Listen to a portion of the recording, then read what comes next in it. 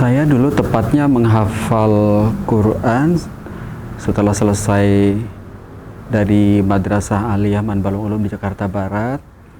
Saya melanjutkan di pesantren Raudhatul Huffaz di Pekalongan, Jawa Tengah. Tepatnya tahun 94 hingga 95. Rentan waktu itu saya gunakan khusus untuk menghafal Quran sebelum saya berangkat kuliah di Al-Azhar Cairo University. Ya, saat itu sih yang pertama sederhananya saya kagum deh sama orang-orang yang hafal Quran. Tanpa melihat Al-Quran dengan fasihnya bisa membaca surat demi surat tanpa melihat Al-Quran. Intinya kagum deh. Nah, dan pengen gitu seperti itu. Kemudian yang kedua, saya berpikir waktu itu Quran ini kan sumber dari setiap ilmu ya, sumber dari setiap ketentuan. Jadi kalau kita ingin tahu ketentuan fikih, kalau kita hafal Quran kan jadi tahu semuanya. Gitu juga kalau kaidah-kaidah tentang bab keluarga ya, bab kesehatan, politik lainnya, itu ketentuan umumnya ada di sini. Jadi intinya kalau kita hafal Quran berarti sekian banyak ketentuan syariat Islam ini bisa kita ketahui. Nah, yang ketiga, waktu itu berharap dengan menjadi penghafal Quran itu termasuk kategori hamalatul Quran, orang yang ikut menghafal dan menjaga Al-Quran. Iya, bagian dari syarat menghafal Quran harus ada perencanaan. Jadi tahun, bulan, pekan keberapa kita akan menyelesaikan hafalan Quran ini. Nah, karena dalam biasanya di pesan-pesan Al-Quran itu ada musimnya, ada rumusnya. Yang bisa menghafal Quran setiap hari 1 lembar dikurangi hari libur berarti akan selesai hafalannya 12 bulan, 1 tahun. Tapi kalau hafal setiap hari 1 halaman berarti akan hafal 2 tahun.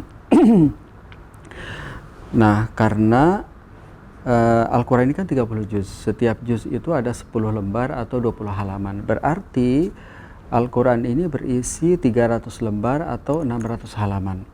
Nah, jumlah hari dalam setahun kan 360. Kalau kita menghafal setiap hari 1 lembar, berarti yang kita butuhkan kan 300 hari. Nah, jadi kalau kita menghafal setiap hari dikurangi hari libur, maka kita akan selesai hafalan kita 12 bulan. Kalau kita menghafal setiap hari 1 halaman, berarti kita akan hafal, jika itu ditunaikan dengan istiqomah dan sustain, berarti kita akan selesai hafalan kita 2 tahun. Ya, ada. Jadi dulu waktu saya menghafal Quran, tahun 94 hingga 95 dulu kita gunakan Quran pojokan namanya. Quran pojokan ya Quran yang setiap halaman berakhir dengan akhir ayat. Kan mudah tuh ngitungnya. Ya seperti Al-Quran cetakan dari cetakan Arab Saudi atau Kementerian Agama yang setiap halaman akhirnya akhir ayat, sehingga kita bisa ngitung rata-rata kalau 1 juz itu 10 lembar atau 20 halaman.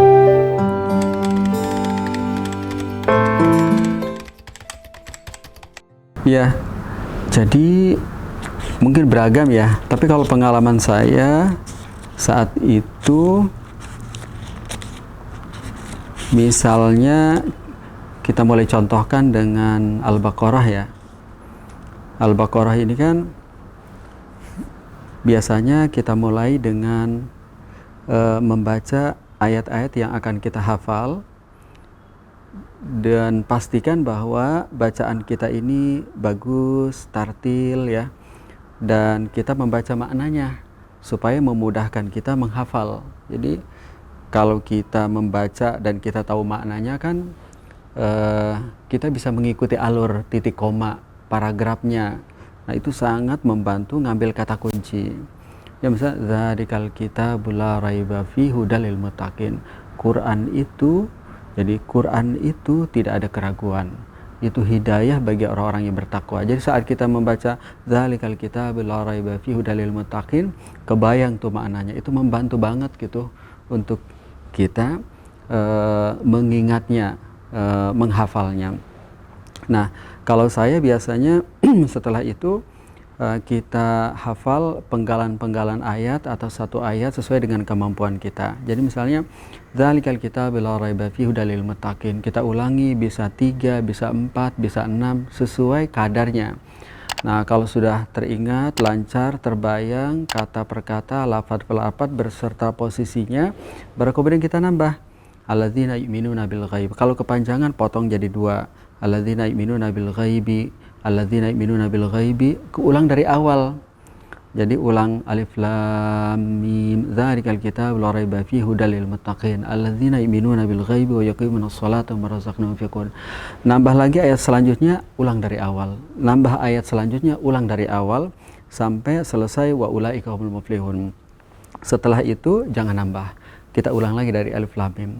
Nah, ulang mungkin 3, mungkin 4, mungkin 6, mungkin 10 sesuai dengan kadar masing-masing.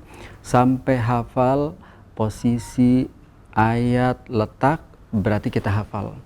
Nah, setelah itu sesuai dengan target, apakah di hari yang sama atau berikutnya, kita mulai menghafal halaman kedua. Sama. Innalladzina kafaru sawa'un 'alaihim, ulang lagi 4, 5 sampai terbayang, nambah lagi anzartahum. Nambah lagi penggalan selanjutnya, ulang dari awal, nambah ulang dari awal, nambah ulang dari awal. Setelah sampai di pertengahan halaman, kita deposit, kita simpan dulu supaya tidak terlalu mengambil waktu nih mengulang-mengulang ini. Nah, jadi di pertengahan pertengahan kedua halaman kita mulai wa idza qila lahum aminu. Nah, setelah selesai wa idza laqul ladzina amanu. Nah, kita ulang, jangan dari awal ayat di halaman pertama, kan terlalu kepanjangan tuh. Ulangnya dari paruh kedua, bagian kedua halaman itu, berarti wa idza qila lahum. Begitu setelah selesai satu halaman penuh wa makanu muhtadin, apakah lanjut? Jangan. Kita ulangi lagi dari innalladzina kafaru sawa'un 'alaihim sampai selesai. Bisa 2 kali, 4 kali, 5 kali, 10 kali sampai lancar, terbayang posisi dan terbayang kata-katanya. Setelah selesai, apa nambah? Jangan. Ulangi lagi dari awal, dari alif lam mim. Selesai. Setelah selesai kita deposit, kita simpan, kemudian lanjut ke halaman berikutnya. Itu kita lakukan sampai 5 lembar, ulang lagi dari awal. 6 lembar, ulang dari awal. Nah, begitu selanjutnya sehingga hafalan kita ini bisa hafalan mungkin ya. Ya, jadi salah satu kaidah yang harus kudu dipenuhi adalah jangan nambah sebelum lancar. Seperti contoh teknis yang saya sebutkan tadi. Jadi hafal dulu, setelah selesai ihsan, baru kemudian nambah. Nah, salah satu ciri bahwa hafalan kita itu lancar berarti kebayang tuh posisi letak ayatnya, bisa nyebutin awal ayat di halaman itu minimum. Jadi misalnya halaman pertama alif lam mim, halaman kedua innalladzina kafaru sawa'un 'alaihim, halaman ketiga masaluhum, halaman yang kedua basyiril ladzina amanu, halaman yang kelima wa idz qala rabbuk. Begitu selanjutnya. Jadi bisa membayangkan, menyebutkan awal dan akhir ayat di halaman tersebut.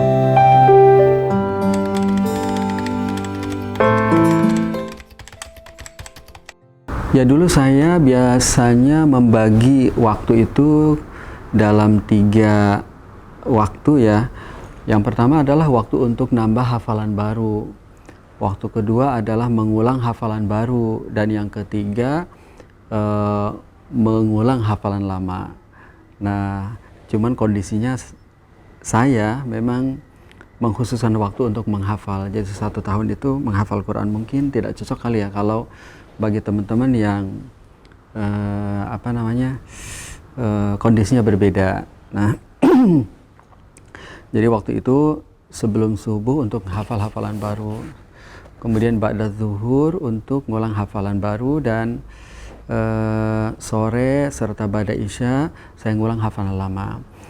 Nah, kenapa harus dibagi seperti ini? Agar kita bisa nambah lancar dan yang belakang nggak lupa gitu.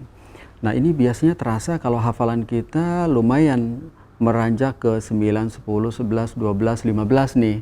Supaya hafalan lama tetap lancar dan kita bisa menambah gitu. Jadi misalnya di hafalan lama kita itu 5 juz. Hafalan baru kita yang baru kita hafal 2, nah baru bisa nambah. Nah, ini kebayang kalau hafalan kita sudah menginjak 20 berarti mengulang hafalan lama tetap lancar, mengulang hafalan baru yang baru juga harus tetap sustain, konsisten gitu. Nah, ketiga waktu ini harus beriringan sampai kita hafal kita lancar 30 juz, baru bisa kita mengulang dengan lancar setiap hari bisa 3, 4, 5 juz gitu.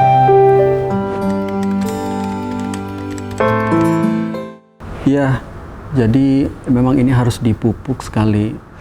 Mungkin belajar dari para guru ya. Yang pertama memang keikhlasan, doa dari orang tua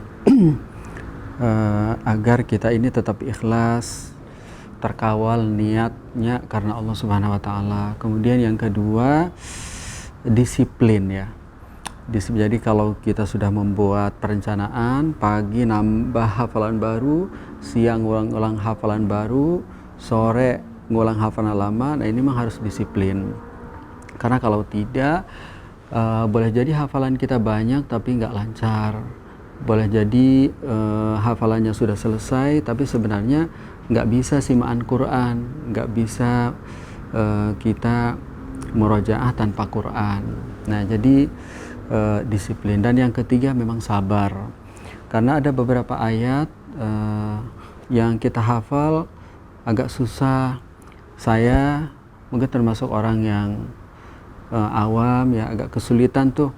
Beda-beda kalau ngapal halaman per halaman surat Al-Baqarah itu mudah ya, mungkin 15 menit, 20 menit. Tapi kalau menghafal ayat-ayat pendek yang lafal Qur'annya saya tidak tahu maknanya, wassafati saffa fazajirati zazra fataliyati dzikra inna ilahakum lawahid, itu kadang satu halaman saya jadi lama tuh, kadang 1 jam, 1 jam setengah, 2 jam. Nah, ini memang perlu kesabaran banget gitu, perlu kesabaran banget. Mungkin ada sih kiat-kiat teknis ya, bisa dengan bervariasi, aktivitas dan lainnya. Intinya sih memang selain kita disiplin, totalitas, juga sabar ya.